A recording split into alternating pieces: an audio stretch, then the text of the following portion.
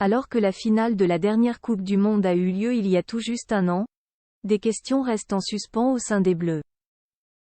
Un étrange virus, qui a touché plusieurs joueurs, continue de semer le doute dans la tête des joueurs, si l'on en croit à l'équipe. La suite après la publicité, c'est une date anniversaire qui fait particulièrement mal pour tous les amoureux de l'équipe de France. Le 18 décembre 2022, il y a tout juste un an, les Bleus échouaient en finale de la Coupe du Monde au Qatar. Une énorme désillusion pour les coéquipiers d'Antoine Griezmann, après un parcours incroyable tout au long de la compétition. Une défaite face à l'Argentine de Lionel Messi lors de la séance de tir au but et des regrets éternels pour tout un pays. Un an après, l'équipe fait le récit de cette compétition pas comme les autres, qui a notamment vu Kylian Mbappé éclabousser de son talent le monde entier. Au-delà de la défaite, il y a une chose qui reste en travers de la gorge des joueurs de l'équipe de France. Cet étrange virus qui s'est propagé au sein du groupe de Didier Deschamps tout au long de la compétition et qui a fait plusieurs victimes.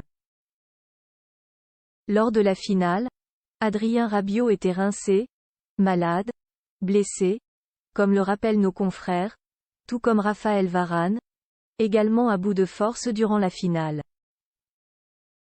Ce virus, qui n'était pas le Covid, fera passer l'ombre d'une paranoïa sur certains Bleus, qui se poseront, longtemps après, cette question qu'ils n'ont pas osé formaliser officiellement.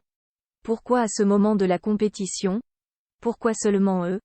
Écrit à l'équipe.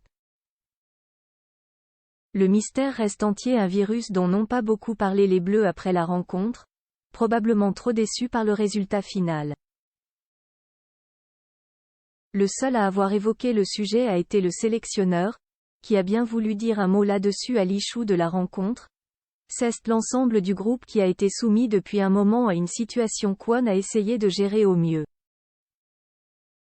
Je n'ai pas la réponse. Par rapport aux joueurs qui ont commencé le match, je n'avais pas d'inquiétude. Ce sont des éléments à prendre en compte, mais pas des excuses.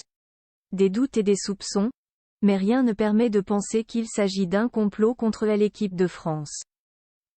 Un an après cette fameuse finale perdue par l'équipe de France, les Bleus sont repartis de l'avant et se préparent pour l'Euro 2024, qui aura lieu en Allemagne dans quelques mois.